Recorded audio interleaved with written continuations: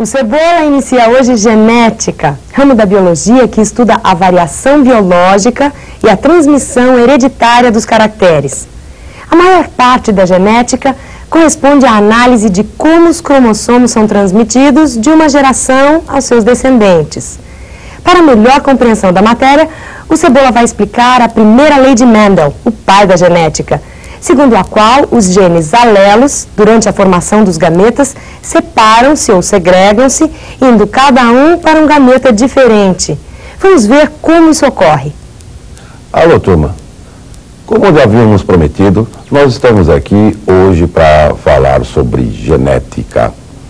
Genética que vem a ser um estudo muito importante, não só em termos de vestibular, como também para que nós entendamos o porquê da grande variedade de seres vivos que existem na face da Terra. A genética, ela sempre foi um estudo de grande interesse para os seres vivos.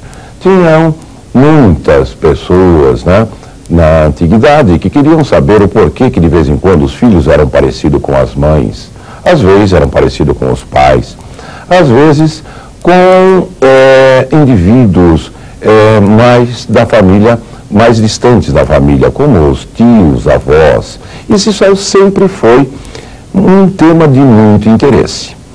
Muitas teorias foram desenvolvidas para explicar essa hereditariedade. E isso foi explicado por um monge, Gregor Mendel. Mendel, ele verificou que existiam características não só no homem, ou não só nos animais, que poderiam passar de geração a geração. Por exemplo, ele trabalhava em uma horta e plantava ervilhas. Ele percebeu que existiam ervilhas de semente amarela, ervilhas de sementes verdes, como existiam indivíduos loiros e indivíduos morenos. Ele percebeu que existiam indivíduos de olhos claros e indivíduos de olhos escuros, como existiam ervilhas de semente brancas e de sementes, de flores brancas e de flores vermelhas. Percebeu também que existiam plantas de ervilhas altas, plantas de ervilhas baixas, como existiam indivíduos altos e indivíduos baixos. E ele percebeu mais, que ele poderia miscigenar nas ervilhas todas essas características, como pode-se miscigenar essas características nos seres humanos. Então ele começou a fazer o seu estudo da hereditariedade, que vem a ser o estudo destas variações que existem no indivíduo, da hereditariedade. Por que que os indivíduos mantêm algumas características constantes de sua família e por que que algumas características são modificadas. Vamos marcar aí a definição de genética, então. É o estudo da hereditariedade. Da hereditariedade, vejam. Eu não estou dizendo que é o estudo dos genes. Isso aí iria ser genealogia. É aquilo que nós estudamos, como o DNA é formado. Pelas bases púricas, bases pirimídicas, seria a genealogia. A genética estuda a hereditariedade. Estuda a hereditariedade e as suas variações. Variações da hereditariedade. Essas variações podem ser variações comuns. Podem ser variações que são mais ou menos constante dentro de uma espécie. Isso dado a fatores que nós chamamos de dominância e de recessividade. Às vezes essas variações são mais raras e às vezes até mais enérgicas em certo tipo de família. Por exemplo, uma característica que nunca houve em uma família pode passar a aparecer. A isso nós vamos chamar de mutações. Então a genética estuda a hereditariedade, a dominância, a recessividade, às vezes até a falta de dominância E nós vamos também estudar a modificação mais enérgica, que nós chamamos de mutação. Vamos ver como é que Mendel tentou fazer e explicar a hereditariedade, que é hoje a base de toda a genética que nós temos. Ele percebeu que uma característica muito marcante em ervilhas era a cor da semente. Ou a semente era amarela ou a semente era verde. E ele tentou fazer a sua primeira experiência. Vamos lá ver. Pegou ervilhas amarelas puras. Como é que eu sei que essa ervilha é amarela pura? Porque quando eu autocruzo essa ervilha, ou então cruzo com outra ervilha igual a ela, somente dão descendentes com características de semente amarela. A mesma coisa ele fez com ervilhas verdes puras. Quando ele cruzou esses dois tipos de ervilhas, ele conseguiu todos os descendentes amarelos, mas híbridos. Por que eu vou dizer que é híbrido? Não pode ser pura. Ele veio de um cruzamento desigual de ervilhas amarelas e ervilhas verdes. Essas são amarelas, porém não são puras, são híbridas. Outra consequência, esta ervilha amarela, ela deve a sua cor a algum fator que veio desta ervilha, que dominou o fator que daria a cor verde. Quando eu misturo o fator para amarelo e o verde, eu consigo o amarelo. Logo, em ervilhas, a cor amarela é uma cor dominante. E essa ervilha é híbrida, porque veio de um cruzamento desigual.